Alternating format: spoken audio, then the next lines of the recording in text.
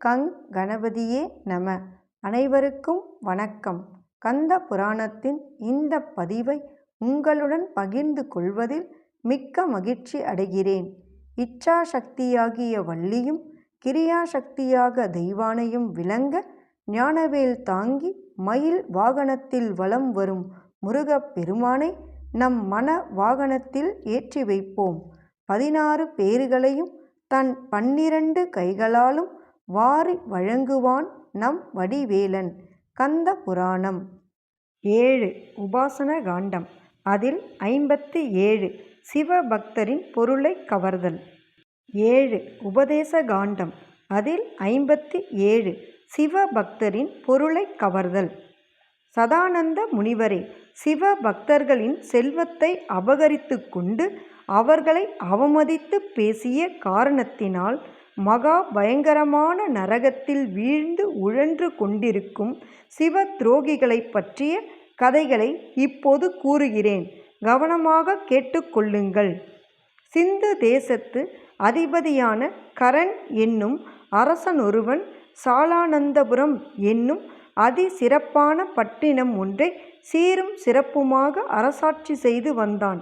அவன் தேவேந்திரனை குறித்து தவம் புரிந்து அவனிடமிருந்து ஈடு இணையற்ற வஜ்ராயுதத்தை வரமாக கேட்டு பெற்றுக்கொண்டான். அந்த ஆயுதத்தின் உதவியினால் அவன் பகைவர்கள் அனைவரையும் வென்று நிர்பயமாய் ராஜ்யத்தை அரசாண்டு வந்தான். அப்போது மது என்னும் மற்றொரு அரசன் மிகுந்த பராக்கிரமம் நிறைந்த அசுரேந்திரனோடு பெரிதும் நட்புறவு கொண்டு ஏராளமான அசுர படைகளோடு சாலனந்தபுரத்தை முற்றுகையிட்டான். அதை அறிந்த கரராஜன் பெரிதும் துயரமடைந்து தவிதவித்தான். அப்போது அருகிலிருந்த படைத்தலைவர்களில் ஒருவனான விஜயன், அரசே, நான் ஒருவன் இங்கு இருக்கும்போது நீங்கள் எதை குறித்தும் கவலைப்பட வேண்டிய அவசியமே கிடையாது. சகல சத்ருக்களையும் எளிதில் அழித்துவிடக்கூடிய ஸ்ரீ நரசிம்மமூர்த்தியை நான் தினம் தவறாமல் வணங்கி வழிபட்டு வருகிறேன். என்னுடைய கருணா கடாட்சம் எனக்கு பரிபூரணமாக கிட்டியிருக்கும் போது தாங்கள் எதை குறித்தும் அஞ்ச தேவையில்லை, வேண்டியதும் இல்லை என்று தைரியமூட்டினான். பிறகு அவன் ஸ்ரீ நரசிம்ம பெருமானை மனதில் எண்ணினான். உடனே அப்பெருமான் பெருத்த கர்ஜனையொலியோடு அங்கு தோற்றமளித்து ஒரு வினாடி பொழுதிற்குள் அசுர படையினர் அனைவரையும் மதுராஜனோடு சேர்ந்து விழுங்கி ஏப்பமிட்டுவிட்டு மறைந்தார். அதை கண்ட அரசன் பெரிதும் வியப்புற்றவனாக அந்த விஜயனையே தேவனென்று கருதி மனதால் வணங்கி வழிபட்டு வரலானான். விஜயன் என்கின்ற அந்த படை வீரனுக்கு சூரன் என்னும் புத்திரன் ஒருவன் இருந்தான். அவன் மகா கொடியவன், தாசிகளிடத்தில் ஆசை கொண்டு அலைந்து திரிபவன். ஒரு சமயம் விபூதி ருத்ராட்சங்களை தரித்திருக்கும் தர்மன் என்பவனோடு சேர்க்கை கொண்ட ஒரு விலைமாதோடு சூரனும் தொடர்பு கொண்டு அவளோடு கூடி மகிழ்ந்திருந்து விட்டு திரும்புகையில் அவள் வீட்டில் தர்மனால் வைக்கப்பட்டிருந்த அவனுக்கு சொந்தமான ஒரு துணியை வேண்டுமென்றே சூரன் கவர்ந்து சென்று தன்னோடு எடுத்து கொண்டு போய்விட்டான். தன்னுடைய வஸ்திரம் காணாமல் போய்விட்டதை உணர்ந்து கொண்ட தர்மன் சூரனிடம் சென்று கேட்டான். ஆனால் மகா போக்கிரியான சூரனோ அதை அவனுக்கு திருப்பிக் கொடுக்க மறுத்துவிட்டான். அதனால் தர்மன் நேராக சூரனுடைய தந்தையிடம் சென்று அவன் மகன் செய்திருக்கும் தகாத காரியத்தை கூறி முறையிட்டான். ஆனால் விஜயனோ தன் மகனுடைய தவறை பெரிதாக எண்ணி பொருட்படுத்தாமல் அதை அலட்சியமாக விட்டுவிட்டான். அதை கண்டதும் அளவு கடந்த ஆத்திரமடைந்த தர்மன் நேராக கரராஜனிடம் சென்று அந்த விஷயத்தை பற்றி சொன்னான். அரசே, சகல பாவங்களையும் அழித்துவிடக்கூடிய விபூதியை நான் தரித்து வருகிறேன்.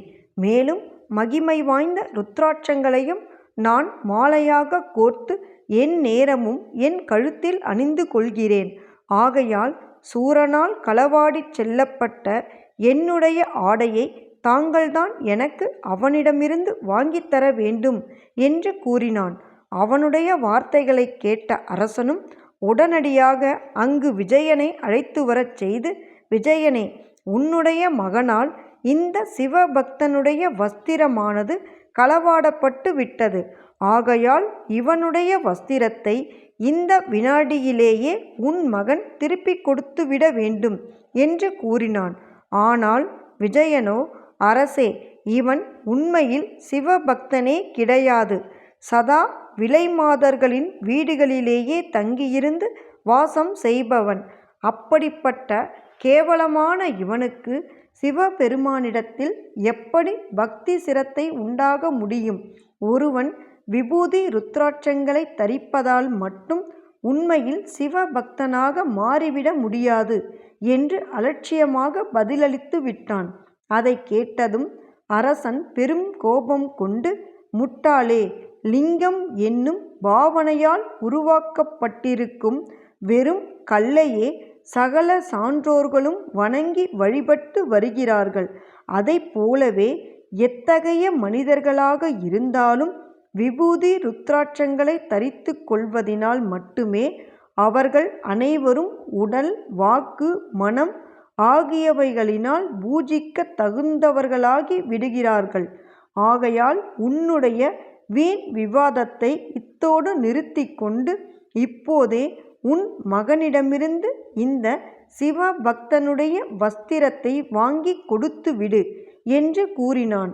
ஆனால் விஜயன் அதற்கு செவி சாய்க்காமல் இருந்துவிட்ட போது அரசனுக்கு முன்னிலும் பன்மடங்காக கோபம் அதிகரித்து விட்டது.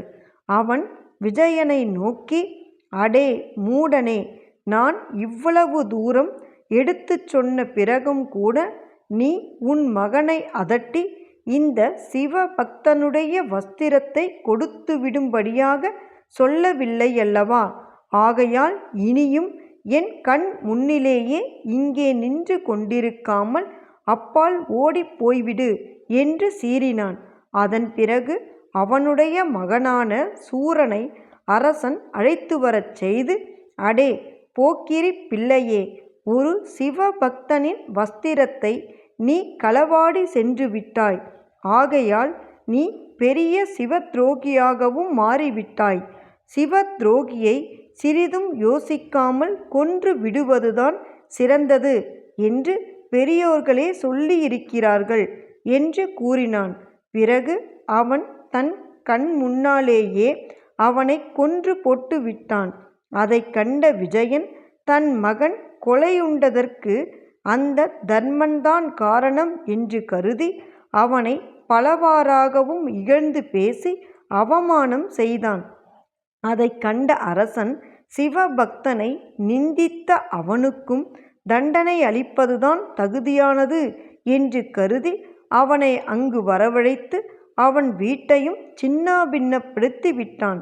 அப்போது விஜயனோ சிறிதும் மனம் கலங்காமல் தன் மனதிற்குள் நரசிம்ம மூர்த்தியை எண்ணி வணங்கினான். உடனே ஸ்ரீ நரசிம்ம பெருமானும் சகல திசைகளையும் அதிரச் செய்த வண்ணம் பெருத்த கர்ஜனை முழக்கத்தோடு அங்கு தோன்றி விஜயனை நோக்கி, அடே பாவியே, ஆனந்த கூத்தரின் பிரியத்திற்கு பாத்திரமான இந்த சிவபக்தனை நீ இழிவாக மதித்து பேசிய காரணத்தினால் உன்னை இந்த வினாடியிலேயே நான் கொன்றுவிடப் போகிறேன். அதுதான் உனக்கு சரியான தண்டனையாகும் என்று கூறிவிட்டு அவனை தம் கைகளினாலேயே அறைந்து கொன்றார்.